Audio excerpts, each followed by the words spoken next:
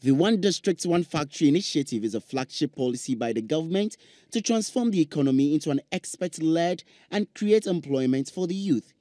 After more than a year of launch, many potential investors have still not been able to secure funds to kickstart their projects. This has influenced the government to announce an incentive to attract more investors into the policy.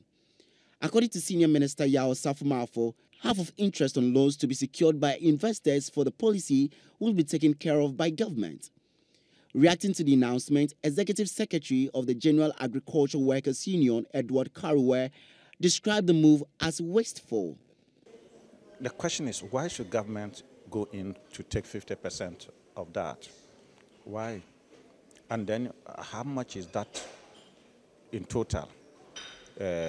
So if the interest rate is so high and government now has to go in for 50% of it, government would have been better if they reduce the interest rate. They make the interest rate to come down so that they do not even just get involved, you know.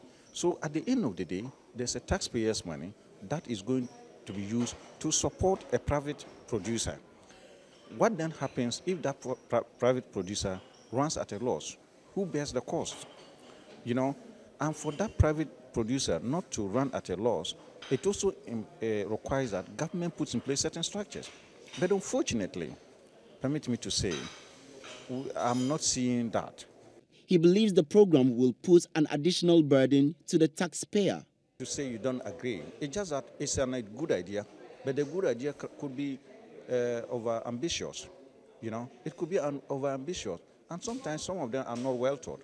Why am I saying so? Because if you look at the current situation where the Commander Sugar Factory is sitting there without raw material to power it, and that is only one factory. You know, it is possible that some of these factories that are to be set, within 2 years, 3 years, they may not even find the raw materials to operate them. You know, and are we taking that into consideration, or we are just taking a political decision that it is like a distribution every district must? So far, 50 factories are expected to begin production by the end of the year.